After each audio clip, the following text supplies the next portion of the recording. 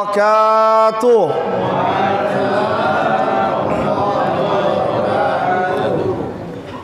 Alhamdulillahil wahidul qahhar, al-azizul jabbar, khaliqul laila wan nahar.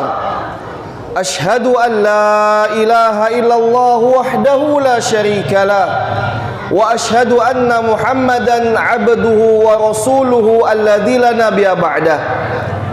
Allahumma salli wa sallim wa barik ala sayyidina wa habibina Muhammad wa ala alihi wa ashabihi wa man tabi'ahum bi ihsanin ila yaumil qiyam. Para alim ulama, sesepuh, tokoh masyarakat, remaja-remaja, bapak-bapak, ibu-ibu yang selalu dimuliakan oleh Allah Subhanahu wa taala. Saya mohon permisi, ana mohon permisi, bukan berarti ana yang paling afdal dan paling pintar di kalangan antum semuanya, akan tapi ingin mentatbikkan, ingin mempraktekkan ayat wal asri innal insana lafi khusri illal ladina amanu wa amilus salihati wa tawassaw bil haqqi wa tawassaw bis sabr. Allah Subhanahu wa taala berfirman, demi masa, demi waktu manusia semuanya rugi. Ana, antum semuanya rugi, ya. Nah, kalau tidak mau rugi, kata Allah Subhanahu wa taala di ayat selanjutnya, illal ladina amanu, kecuali orang yang beriman. Insyaallah kita semuanya beriman. Wa amilus salihat, dan orang yang beramal saleh, ya. Dan alhamdulillah kita telah berada di salah satu taman-taman syurga, majlisul ilm, yang dimana Allah Subhanahu wa taala mengutus, memberikan mandat kepada para malaikat untuk mengepakkan, untuk melindungi sayapnya, ya, di atas kita semuanya, dan mengabulkan doa-doanya kita semuanya. Dan alhamdulillah syarat yang terakhir adalah watawassaw bil haqqi watawassaw bis sabri.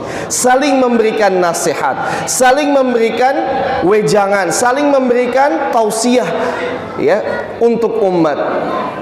Bahkan Imam Syafi'i berkata, ya, surat ini adalah sepertiga dari agama. Surat Al-Asr adalah sepertiga dari agama. Intinya, ya, jadi sudah beriman, beramal saleh, dan saling menasehati dalam kebenaran dan kesabaran. Alhamdulillah pada malam hari ini yang penuh dengan keberkahan, semoga Allah Subhanahu wa taala selalu melindungi kita semuanya, selalu memberikan kita umur panjang, kesehatan, rezeki yang lancar di dunia dan akhirat.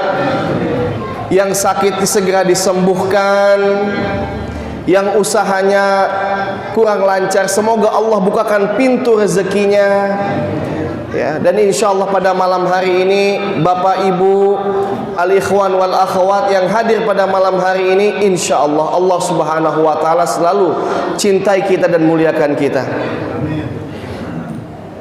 Pada kesempatan malam hari ini judulnya agak berat, ya. Kenapa Anda bilang agak berat? Ini membangun generasi madani. Rasulullah SAW saja membangun kota Madinah itu kurang lebih 10 tahun. Nah, ini anak mau tanya ini, yang bikin judul, ya, atau antum-antum semuanya, apa sih itu madani? Yang bisa jawab anak kasih parfum insyaallah. Madani itu apa? Anak kasih parfum insyaallah dari Madinah. Ini favorit anak, insyaallah. Yang bisa jawab, madani itu apa? Hati-hati kalau bahasa Jawanya diplesetin dikit jadi medeni. Tahu ya medeni, ya? Medeni itu nakutin, ya.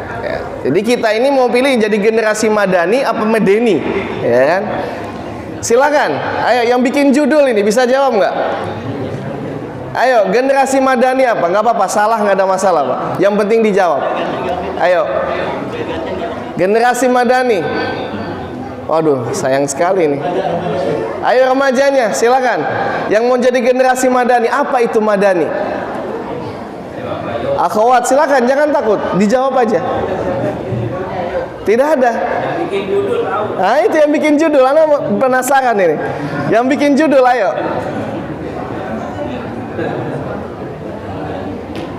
Berarti belum rezekinya ya. Ya, generasi Madani itu diambil dari kata diambil dari kata Madinah. Diambil dari kata Madinah yang artinya adalah kota. Kenapa diambil dari kata Madinah? Yang menggerakkan pertama kali menulis generasi Madani atau masyarakat Madani adalah Perdana Menteri Malaysia, Anwar Ibrahim. Ya, dengan menisbatkan kota Madinah menjadi ghayahnya, menjadi tujuan utamanya. Rasulullah SAW dahulu kalanya 14 abad tahun yang lalu hijrah dari kota Makkah menuju sebuah kota yang berbagai macam masyarakatnya. Ada yang suku Aus, ada suku Khazraj, ada Nasraninya, ada Yahudinya.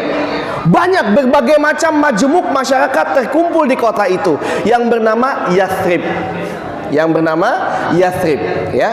Kemudian Rasulullah SAW datang ke kota Yathrib tersebut, ya, disambut dengan qasidah tadi.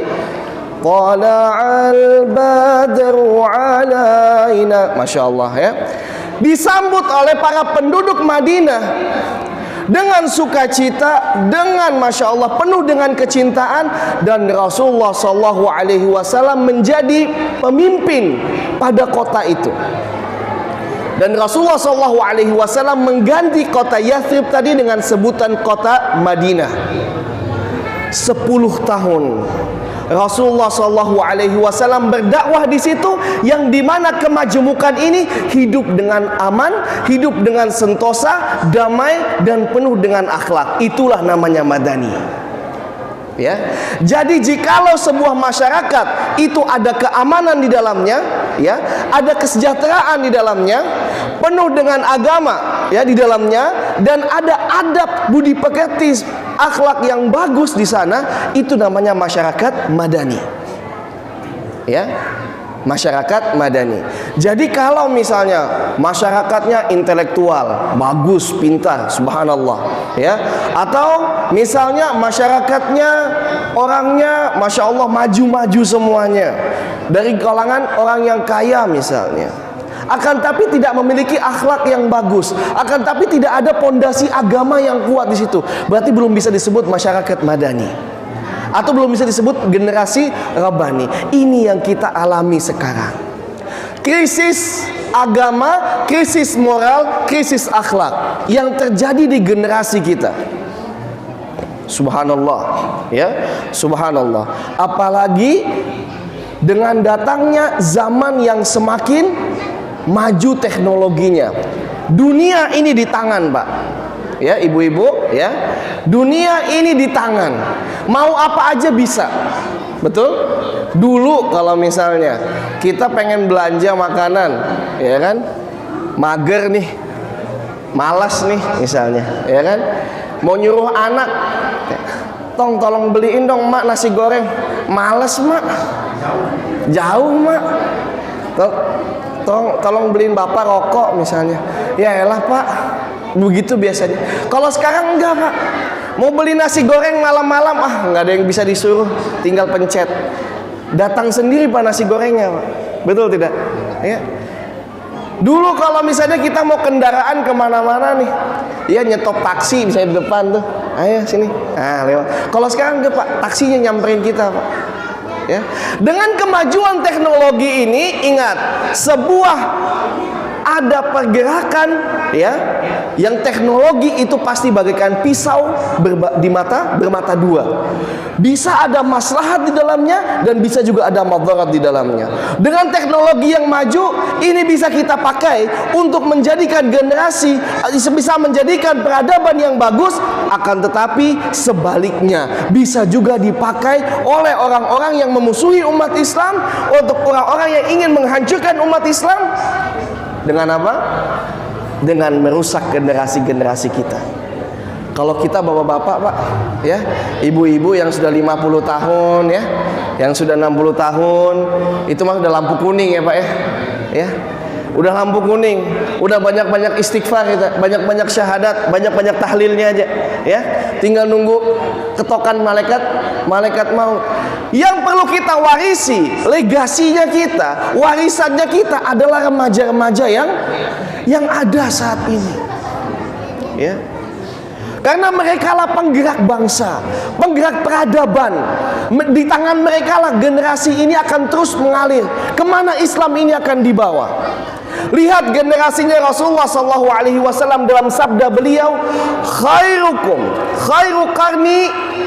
quruni qarni. Sebaik-baik generasi, sebaik-baik zaman adalah zamanku. Tsummal ladzina yalunahum. Kemudian yang setelahnya, yaitu para sahabat, para tabi'in, para tabi'ut tabi'in, turun para a'imah madzhab, Imam Malik, Imam Hanafi, Imam Syafi'i, Imam Ahmad, terus turun lagi, terus sampai ke kita sekarang ini. Bisa kita bayangkan pada zaman dahulu kala para salafus soleh, para sahabat, ketika ada tikus saja di rumahnya, apa yang dilakukan? Kalau kita, Pak, ada tikus di rumah, ngapain kita? Beli racun tikus. Betul ya? Kalau ada tikus di rumah, beli racun tikus. Para sahabat tidak. Ada tikus di rumah, rumahnya panas rasanya, rumahnya nggak enak rasanya. Yang dilakukan oleh para sahabat adalah muhasabah. Dia berpikir, para sahabat berpikir, dosa apa yang saya lakukan sehingga Allah kirimkan yang seperti ini untuk saya. Ya. Ini perbedaan kita dengan para generasi terbaik. Ya. Para generasi terbaik. Kalau zaman dahulu kala, misalnya memasak lebih, itu biasa dibagi-bagiin sama tetangga, ya, dilebihin kuahnya. Kalau mas sekarang mungkin, mak jangan banyak-banyak, bagi-bagi mak, abah suka sama yang itu, ya. Udah, tetangga kita mah kagak pernah bagiin kita, udah gak usah dikasih dah. Jadi perbedaannya sangat luar biasa. Ingat, Islam itu adalah rahmatan lil alamin, menjadi masyarakat madani yang rahmatan lil alamin, bukan medeni, nakut-nakuti orang, ya. Islam itu masuk dengan dakwah yang indah. Islam itu masuk dengan apa? Budi pekerti, suri tauladan yang baik. Lihat bagaimana Rasulullah, baginda kita, kekasih kita, berdakwah, Pak, 10 tahun di Madinah, ya. Ada seorang yang buta. Seorang yang buta, Pak, ya. Orang yang buta ini orang Yahudi. Masya Allah. Orang yang buta ini bukan orang Muslim, orang Yahudi. Duduk di pinggiran pasar, ketika Rasulullah SAW lewat, pasti disuapin makan. Dengan sepenuh hati beliau, dengan segenap cintanya beliau, beliau suapi dari tangannya yang mulia masuk ke dalam kakek-kakek tadi. Ya. Kalau mungkin kita tidak toleransi, kita bukan rahmatan lil alamin, dia bukan orang Islam, ngapain kita perhatikan? Tapi tidak, untuk Rasulullah SAW, beliau suapi. Beliau tanya bagaimana kabarnya, beliau santuni kakek-kakek tadi. Sepeninggal Rasulullah SAW, ya, Abu Bakar datang untuk melanjutkan sunnahnya, beliau menyuapi kakek-kakek tersebut. Padahal apa yang kata yang tadi, laki-laki tua tadi, dia mencaci, dia tidak tahu kalau yang menyuapin dia ini baginda Nabi, dia tidak tahu. Kamu tahu, katanya, ada di kota ini yang mengaku-ngaku Nabi Muhammad, dia mengaku-ngaku Nabi, dia mengaku Rasul, dihina Nabi Muhammad SAW, tapi Rasul tetap suapi. Ketika giliran Abu Bakar, laki-laki tadi ngomong, Abu Bakar selaku orang yang paling mencintai Nabi, Pak. Orang yang paling mencintai Nabi itu, kalau kita mencintai Nabi, tapi yang paling mencintai Nabi itu adalah Abu Bakar As-Siddiq radhiyallahu taala anhu. Itu suapannya agak kasar. Kenapa? Kekasihnya dihina. Ya, kekasihnya dihina, marah dia. Suapinya agak kasar begini. Engkau bukan laki-laki yang sering menyuapiku. Terus apa kata Abu Bakar? Engkau tahu yang menyuapimu itu siapa? Yang engkau hina setiap harinya itu siapa? Dialah Rasulullah SAW, Muhammad bin Abdullah. Kemudian laki-laki tua tersebut mengatakan apa? Asyhadu an la ilaha illallah wa asyhadu anna Muhammadar Rasulullah, dengan berlinang air mata. Itulah dakwah Rasulullah SAW. Ya, dengan segenap jiwanya, dengan seluruh peluh keringat dan darahnya. Lihat bagaimana ketika Rasulullah SAW berdakwah ke Taif, ya, berdakwah ke Taif, Pak. Saya dari kota Mekah itu ke Taif, itu kalau naik mobil kira-kira 2 jam. Ini Rasulullah naik onta. Berapa lama? Jadi Taif itu Pak, ini kota Mekah, kita naik ke atas. Jadi Taif itu daerahnya pegunungan. Kalau di kota Mekah itu nggak ada sayur-sayuran, di Taif itu bisa tanam sayur. Jadi yang turun salju kemarin Pak, Bapak tahu salju turun di kota di Saudi Arabia itu di kota Taif. Dinginnya Masya Allah luar biasa. Nah kemudian ketika Rasulullah SAW berdakwah ke kota Taif, ya, yang harusnya disambut dengan baik, yang harusnya disambut dengan sukacita, akan tapi disambut dengan lemparan batu, lemparan kotoran, dan lemparan-lemparan yang tidak bagus. Sampai darah beliau yang suci turun sampai membasahi terompahnya Pak, sendalnya Pak. Allahumma sholli ala Muhammad. Ya. Terus malaikat pun kesal. Jangankan kita Pak, orang yang paling kita cintai dilemparin batu sampai berdarah, sampai mengucur darahnya, ya. Jangankan kita, malaikat pun kesal sampai mengatakan apa? Malaikat Arsyabain, malaikat yang punya 2 bukit itu, ya, yang punya gunung itu. Jadi Taif itu diapit oleh pegunungan. Mengatakan apa? Ya Rasulullah, is'al rabbak, minta kepada Tuhanmu, angkat 2 gunung ini, niscaya aku akan hapuskan kota Taif ini dari sejarah. Tidak ada lagi namanya kota Taif. Akan tapi apa Rasulullah SAW bersabda, ya, dengan mengangkatkan tangannya setinggi-tingginya, Allahumma gfir qaumi, ya Allah ampunkanlah dosa umatku, fa innahum la ya'lamun, karena mereka tidak tahu. Ini generasi Rabbani, ini generasi Madani yang ditanamkan Rasulullah SAW untuk kita semuanya. Ini akhlakul karimah yang diwariskan Rasulullah SAW untuk kita semuanya. Jangan harap kita mencapai masyarakat Madani, jangan harap kita mendapatkan predikat generasi Rabbani kalau tidak memiliki akhlakul karimah yang bagus. Generasi Rabbani ini, generasi Madani ini terus berlanjut Pak, ke zamannya para sahabat. Ke zamannya para sahabat. Umar radhiyallahu taala anhu. Siapa yang tidak tahu Umar? Ada yang di kajian ini tidak tahu sahabat Umar radhiyallahu taala anhu, Umar bin Khattab? Ada yang tidak tahu? Insyaallah tahu semuanya. Umar radhiyallahu taala anhu Al-Faruq, yang makamnya di samping makamnya Rasulullah sallallahu alaihi wasallam. Sosok yang gagah berani, sosok yang kuat, yang ketika berjalan setan minggir, Pak. Ini Umar radhiyallahu taala anhu, ya, yang satu-satunya orang yang berhijrah, masya Allah, orang yang berhijrah dari kota Mekah ke kota Madinah, ini terang-terangan, ngumumin di tengah jalan. Jadi habis tawaf dia Pak, habis tawaf dia mengatakan, Ana ibnul Khattab, sa'ashtariku ma'a Rasulillah sallallahu alaihi wasallam ila Yathrib. Saya akan ikut bersama Rasulullah sallallahu alaihi wasallam menuju kota Yathrib. Yang mau bapak, yang mau anaknya menjadi yatim, istrinya menjadi janda, temui saya di belakang gunung ini. Ayo kita berantem, katanya. Yang mau halangin saya, ayo datang. Wah, ini Umar, Pak. Gagahnya, garangnya, kuatnya luar biasa. Ketika zaman beliau menjadi khalifah, lihat bagaimana akhlak beliau. Ketika ada utusan dari kekaisaran Romawi datang menemui beliau dengan mengatakan, Mana Umar? Ainal Umar? Mana Umar? Ada sosok laki-laki yang habis tidur dari masjid, Pak. Bekas pipinya ada bekas tikar masjid, Pak. Dengan pakaian yang biasa-biasa saja, dengan mengatakan, ada perlu apa dengan Umar? Saya kekaisaran Romawi, ingin menemui Umar. Saya Umar. Jangan bercanda laki-laki tua, katanya. Umar nggak seperti ini, nggak lusuh kayak begini. Mana Umar? Yang gagah berani singa di medan perang. Mana dia? Saya Umar. Ini yang menjadikan sosok para sahabat menjadi generasi yang terbaik. Semakin diberikan jabatan, semakin diberikan kekuasaan, semakin banyak dia melayani masyarakat. Ya, kalau sekarang jabatan Pak dipakai buat pajangan, ya, iya, menyengsarakan, ya kan? Semakin tinggi jabatannya, masya Allah, semakin melihat ke bawah tuh begini, Pak. Nah, gini.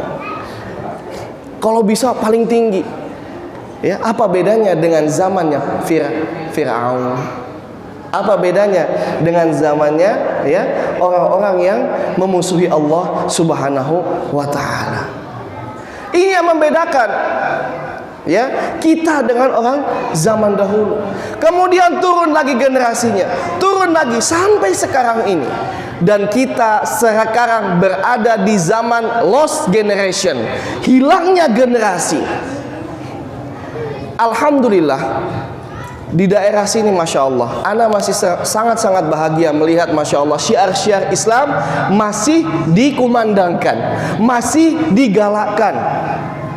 Bapak kalau lihat, ibu kalau lihat di luar sana, kota-kota besar misalnya, sudah tidak ada lagi yang seperti ini, Pak. Kajian-kajian, majlis-majlis ta'lim, ya, sudah tidak lagi dikumandangkan, bahkan dimusuhi, ya.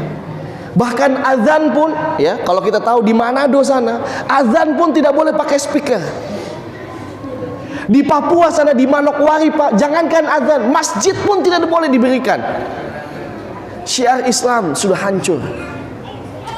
Kalau bukan para remaja, kalau bukan generasinya umat yang sekarang ini menggalakkan syiar-syiar Islam, ya, siapa lagi? Ya, siapa lagi? Nah, para sahabat tadi, para tabi'in tadi, tabi'ut tabi'in tadi, mereka menjadi generasi yang terbaik. Mereka menjadi generasi yang utama, menjadi generasi yang panutan. Kenapa mereka bisa menjadi seperti itu? Ya, kenapa mereka bisa menjadi yang seperti itu? Dan sampai orang-orang Romawi, orang-orang Persia tidak bisa menaklukkan mereka. Para Yahudi, Nasrani tidak bisa menaklukkan mereka. Kenapa? Dengan kalimat La ilaha illallah Muhammad Rasulullah tertanam, tertancap di sanubari mereka. Ya, makanya para orang Yahudi, para Nasrani, orang-orang yang memusuhi Islam itu mengatakan apa? Kalau kita berperang, mengangkat pedang head to head dengan mereka, umat Islam maksudnya, kita pasti akan kalah. Dengan gema takbir Allahu Akbar, rasa takut pasti hilang, berani terjang, Pak. Akan tapi apa? Kita akan memerangi mereka, kita akan rusak generasi mereka dengan namanya ghazwul fikri, perang pemikiran. Dan ini telah berhasil. 3F, Pak. Yang pertama adalah food. Food itu makanan. Aduh Ustaz, makanan kok bisa menjadi perang, Ustaz? Saya hobinya makan seblak misalnya. Apakah bisa menjadi merusak generasi? Bukan. Makanan yang Bapak makan, makanan yang adik-adik makan sekarang, ya, itu sangat berbeda dengan makanan kita terdahulu. Orang tua kita itu makannya biasanya singkong rebus, ya, atau ubi rebus, nasi jagung, jarang yang kena diabetes, jarang yang kena ya kolesterol. Makannya yang rebus-rebus, Pak. Kalau sekarang sudah mulai fast food. Kalau nongkrong misalnya kopi, Pak, ya, dulu kalau di Malang, kebetulan anak tinggal di Malang, itu terkenal kopi Sidomulyo namanya, kopi batu, kopi dampit.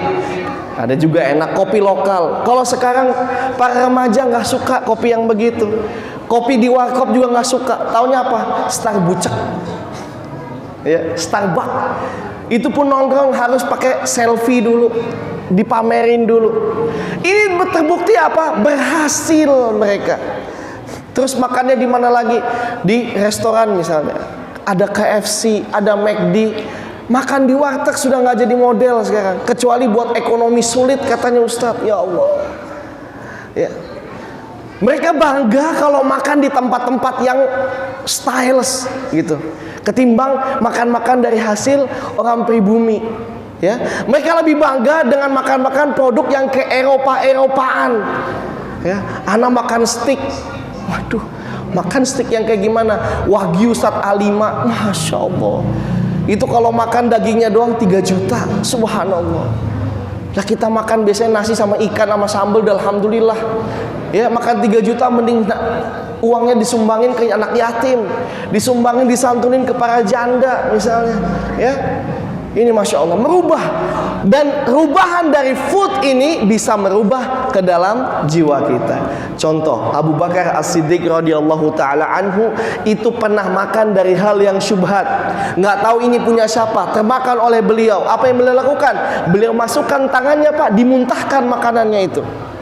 Kalau kita sekarang apa aja dimakan, entah punya siapa, bismillah, yang penting kenyang, yang penting enak, ya.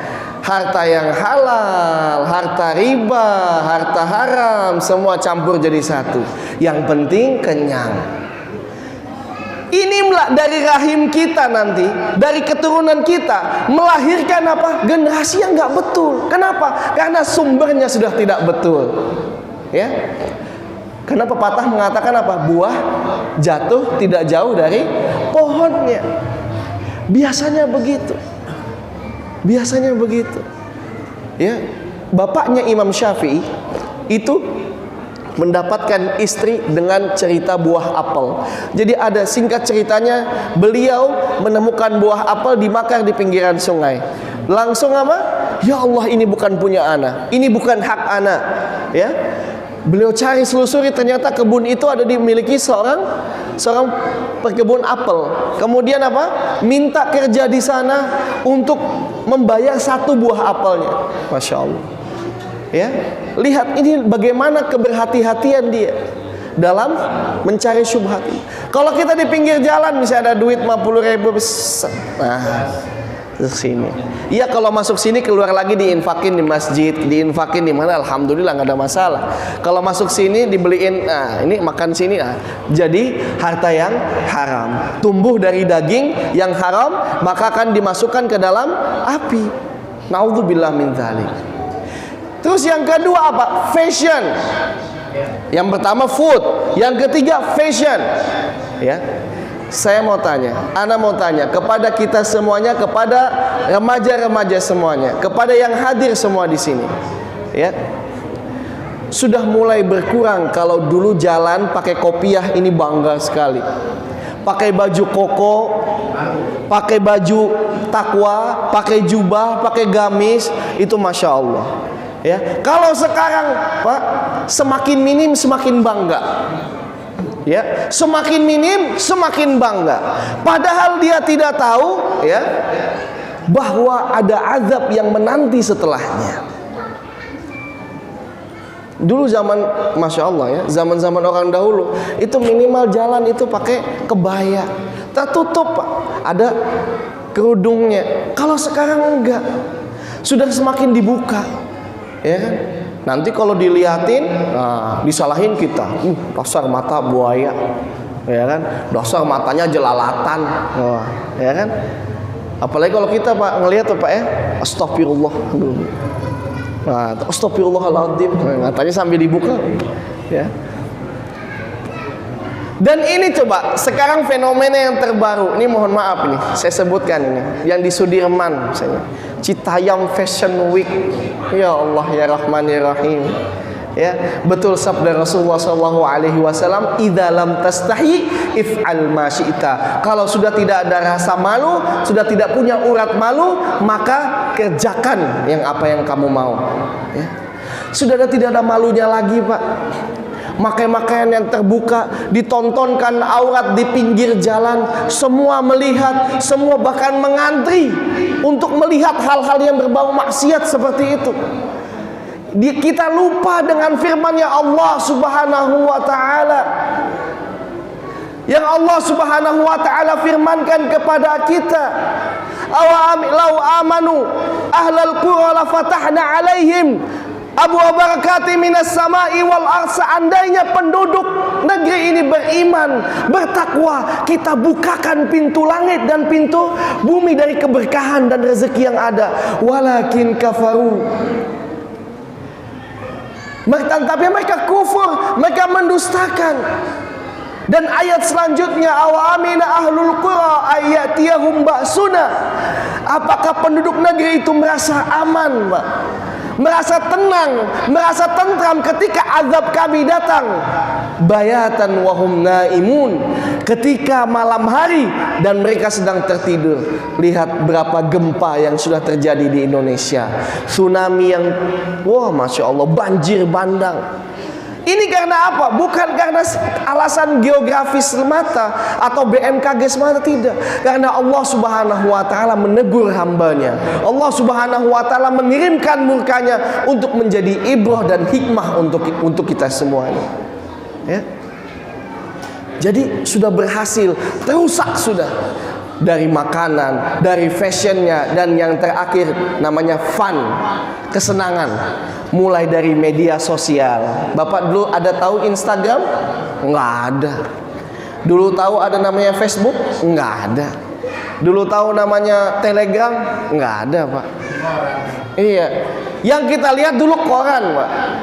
Sekarang apa? Telegram, sekarang Instagram, Facebook, WhatsApp, ya. Yang kita lihat Masya Allah. Dan apapun yang ada dalam situ, subhanallah, kita pintar-pintar, pandai-pandai untuk melihatnya. Kenapa? Semuanya ada, Pak. Semuanya ada. Mulai dari ilmu, ya, mulai dari kemaksiatan juga ada di situ. Jadi kita pintar-pintar memanfaatkannya. Jadi media sosial ini, ya, buat remaja-remaja digunakan untuk hal-hal yang baik. Digunakan untuk hal-hal yang betul-betul menjalankan kita untuk istiqamah di jalan Allah Subhanahu wa taala. Apalagi yang muncul baru, Pak, namanya satu lagi, TikTok. Ya, TikTok. Ana pernah lewat di salah satu gang itu menuju kajian itu, ke daerah apa? Al-Azhar. Itu ngelihat anak-anak kecil, ini kayak adik-adik nih, udah goyang-goyang depan HP, ya. Dulu mana berani, Pak, kita goyang, Pak, ya. Mau maju ke depan ngaji aja gemeteran, azan aja gemeteran. Ini udah goyang-goyang nggak jelas, megang HP, ya. Terus nontonnya udah, ya Allah, bahasanya ya Allah sudah tidak bagus lagi. Nah, untuk menjadi generasi yang robani, kita jauh dari hal itu. Sudah berhasil orang barat itu melumpuhkan umat Islam dengan tadi 3F tadi. Akhirnya kalau ditanya Pak, ya, kalau ditanya Pak,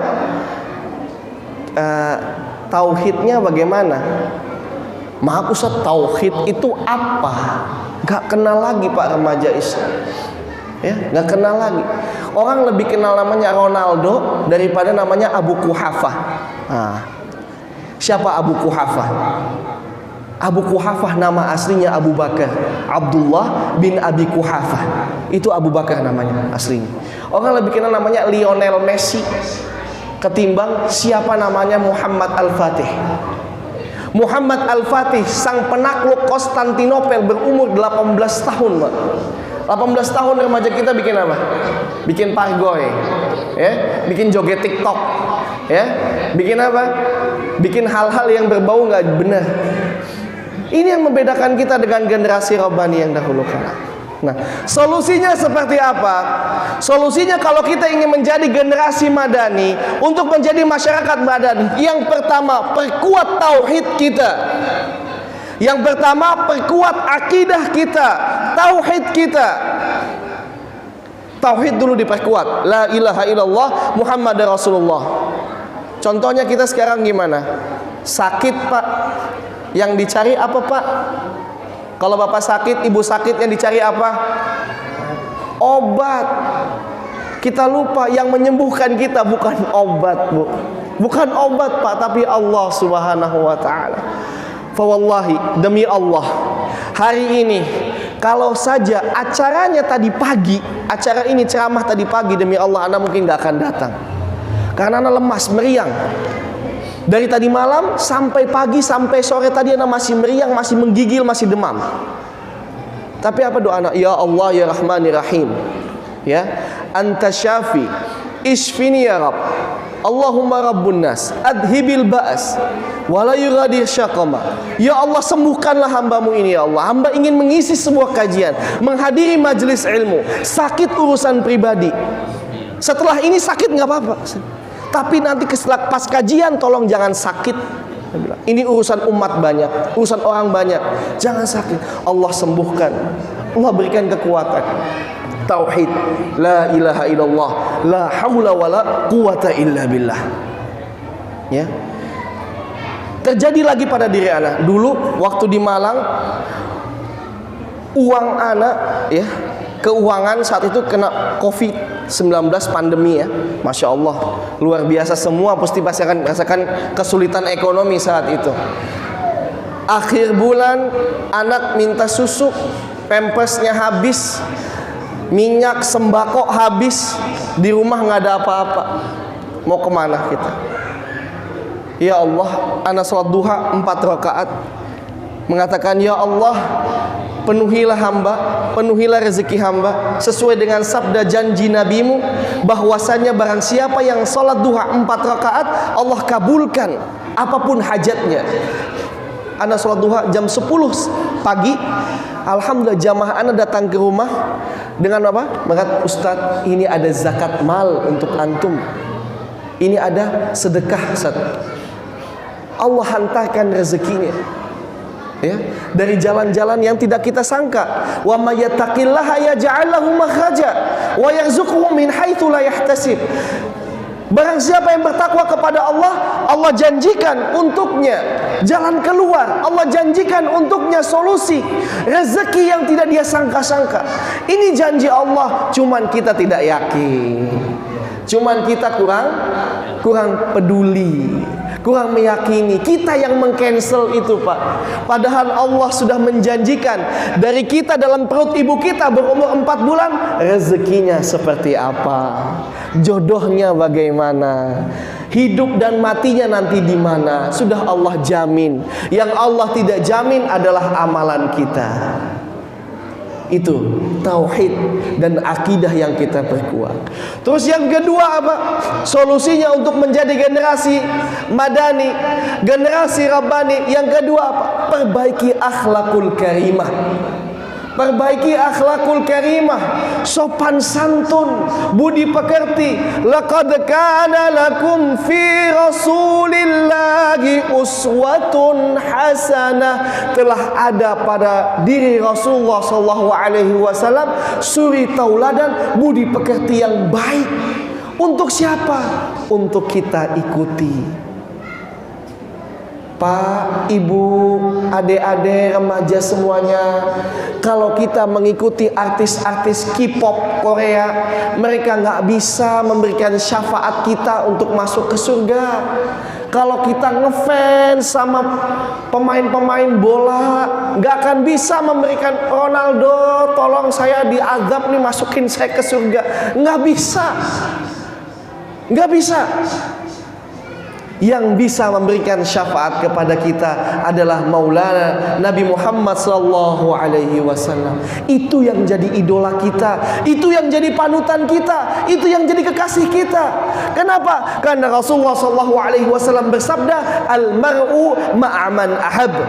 Nanti seseorang itu akan dibangkitkan di hari kiamat bersama orang yang dicintainya. Kalau kita cinta kepada baginda, kalau kita sayang dan menjunjung tinggi sunnah baginda Nabi Muhammad SAW, maka Allah Subhanahu Wa Taala akan bangkitkan kita di hari kiamat bersama beliau. Amin amin ya rabbal alamin. Yang ketiga, yang terakhir ya, adalah perbanyak ilmu agama. Banyak hadir di kajian majelis ilmu, perbanyak baca buku, perbanyak menyelami ilmu agama. Kenapa? Rasulullah bersabda, "May yuridillahu bihi khairan yufaqihu fid din." Barang siapa yang Allah kehendaki baginya kebaikan, Allah kehendaki baginya kesalehan, senantiasa sentosa hidup di dunia dan akhirat bahagia, Allah akan fahamkan, Allah akan berikan dia kefahaman dalam ilmu agama. Dan Rasulullah juga bersabda, "Man salaka tariqan yaltamisu fihi ilman, sahalallahu lahu bihi tariqan ilal jannah." Barang siapa yang meniti jalan, dalam jalan itu penuh dengan keilmuan, ilmu dunia dan akhirat, Pak. Ya, ilmu dunia dan akhirat. Jadi dunia jangan kita tinggalin, Pak. Ya, kita harus pelajarin juga. Kenapa? Kalau dunia kita tinggalin nanti dikuasai oleh orang-orang kafir, kita yang sengsara, Pak. Kita akan dibinasakan. Ya, jadi apa? Disebutkan juga dalam ayat Al-Qur'an, wala tansa nasibaka minad dunya. Jangan lupakan, ya, nasibaka minad dunya, ya. Hak-hak kita, kemampuan kita, ataupun hal-hal yang ada pada dunia, kita harus kuasai. Itu yang dilakukan oleh para salaf dan para sahabat. Lihat bagaimana Ibnu Sina, ya, Al-Jabar, ya, dalam Ibnu Sina dalam pengobatannya, Al-Jabar dalam matematikanya. Ini generasi yang masya Allah, yang sangat bagus, ya. Jadi perdalam ilmu agama, perdalam ilmu kebaikan, ya.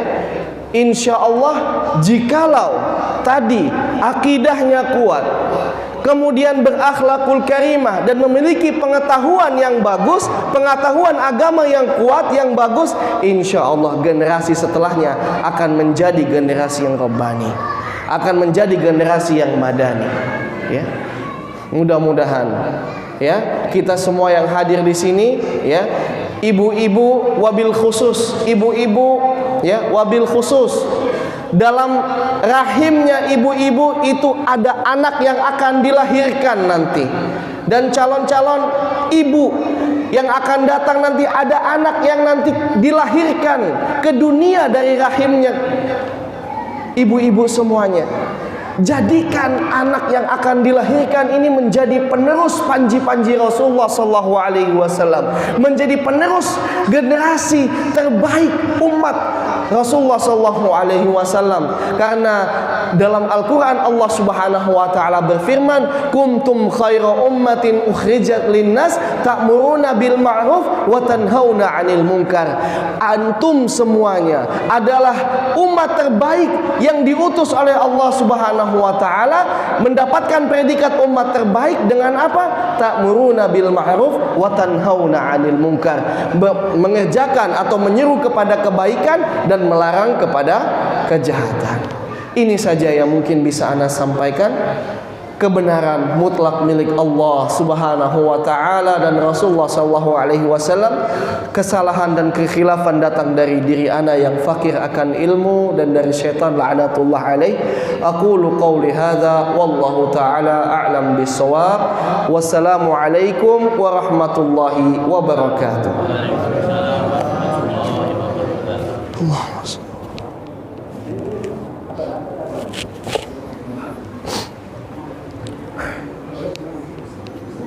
ada pertanyaan nih? Ya. Untuk diingatkan. Pas kan ya 1 jam ya. Assalamualaikum warahmatullahi wabarakatuh.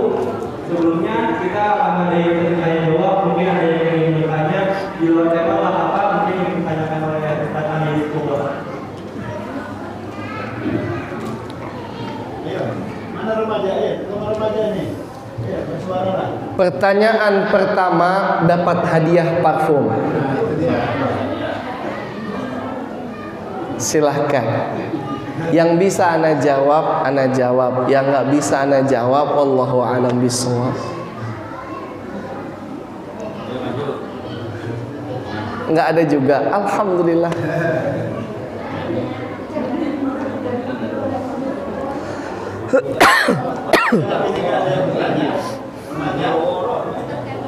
Oh, silakan.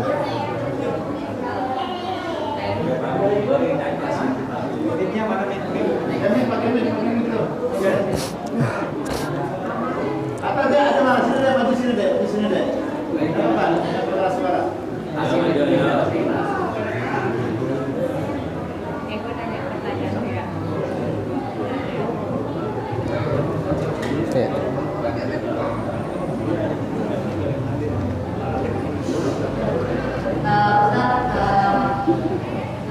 Sebelumnya saya Laila dari anggota Himilda.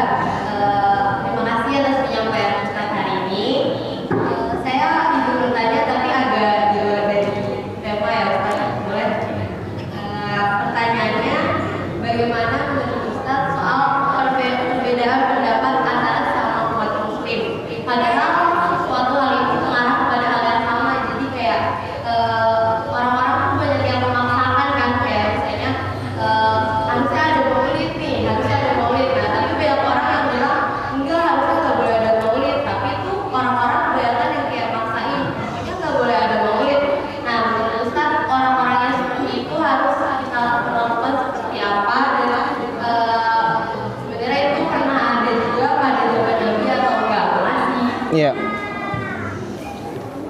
Tolong dikasihkan. Cuman ini parfum laki-laki ini. Iya, buat abinya, buat kakaknya atau apa. Bismillah wassalatu wassalamu ala rasulillahi wa ba'd. Insyaallah pertanyaan yang sangat bagus.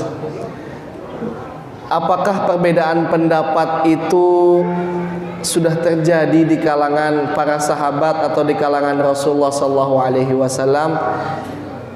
Ketika ada Rasulullah maka tidak ada perbedaan pendapat. Ya. Ketika pada zaman Rasulullah ada zamannya Rasulullah maka tidak ada perbedaan pendapat. Kenapa? Karena ada Nabi. Kalau hal-hal yang ingin ditanyakan langsung tanya kepada Nabi. Nah, yang ada perbedaan pendapat itu sesuai dengan hadis Rasulullah sallallahu alaihi wasallam, wa in ta'ammara 'alaikumul 'abdu fasayara ikhtilafan katsira. Nah, setelah saya meninggal nanti, saya tidak ada lagi, kata Rasulullah SAW, ya, engkau akan melihat nanti perbedaan pendapat yang banyak. Perbedaan pendapat yang banyak. Solusinya apa? Diberikan solusi oleh Rasulullah SAW. Alaikum bisunnati wa sunnati khulafa'ar rasyidina min ba'di. Addu 'alaiha bin nawajid. Maka pegang teguhlah sunnahku dan sunnahnya para sahabatku dan para khulafa'ar rasyidin, Abu Bakar, Umar, Utsman dan Ali radhiyallahu taala anhum jami'an. Ya kan? Solusinya cuma satu, Pak. Kembali ke Al-Qur'an dan As-Sunnah. Karena perbedaan pendapat itu sudah banyak terjadi. Contohnya misalnya Imam Syafi'i kalau sholat subuh kunut. Ya. Imam Syafi'i kalau salat subuh kunut. Imam Ahmad bin Hambal, madhab Hambali, tidak kunut. Akan tapi ketika Imam Ahmad salat di belakangnya Imam Syafi'i, beliau kunut. Dan sebaliknya Imam Syafi'i datang ke Imam Ahmad, beliau tidak kunut. Ya, kalau umat Islam masih berselisih dengan beda pendapat pada zaman hari ini, saya bilang ketinggalan zaman. Kenapa orang kafir sudah sampai ke bulan, umat Islam masih berselisih dengan pendapat kunut dan maulid? Ya, ya, kita masih ribut dengan gontok-gontokan apa? Ini bid'ah, ini haram, ini itu. Ya, padahal musuhnya umat Islam sudah siap-siap menyerang kita, Pak. Ya, sudah siap-siap menyerang kita. Terus solusinya bagaimana, Ustadz? Kita lihat manual booknya kita. Bapak kalau beli mesin cuci ada manual booknya kan? Ada buku peraturannya kan? Mau gimana. Nah, umat Islam punya manual book. Ya, umat Islam punya buku petunjuk, yaitu apa? Al-Quran dan As-Sunnah. Kita kembalikan ke Al-Quran dan As-Sunnah. Ada nggak diajarkan oleh Nabi misalnya? Ada nggak diajarkan oleh Allah Subhanahu wa Ta'ala? Kalau ada diajarkan, maka lakukan. Ya, contoh misalnya, Ustadz, saya tawaf 7 putaran. Ada nggak ajarannya dari Nabi? Ada, betul? Ada. Nabi Ibrahim ketika tawaf 7 putaran. Nabi Muhammad 7 putaran. Tapi Ustadz, saya mau lebih tinggi lagi nih. Saya tawaf 20 putaran. Aduh. Nah, ini ada nggak ajaran dari Nabi kalau 20 putaran, ya kan? Atau Ustadz, saya pengen sholat subuh lebih khusyuk, saya sholat subuh 4 rakaat. Nah, ada nggak sholat subuh 4 rakaat? Kalau tidak ada, jangan dikerjakan. Simple seperti itu. Ya, karena perbedaan pendapat sudah banyak dari zaman dahulu kala. Terus bagaimana solusi untuk kita? Adalah kembalikan kepada Al-Quran dan As-Sunnah. Kalau misalnya dia bilang ini bid'ah, ini haram, ya sudah, jangan dilakukan. Kita lakukan yang apa yang kita pegang. Kenapa? Karena semua masing-masing ada dalilnya. Tapi ingat, jangan sampai perbedaan pendapat menjadikan menjadi suatu hal yang tidak bersatunya umat Islam. Ya. Wow, ini mohon maaf nih, ini keras nih Islamnya nih. Akhirnya kalau ketemu di tengah jalan tidak disapa. Ya, nggak gitu.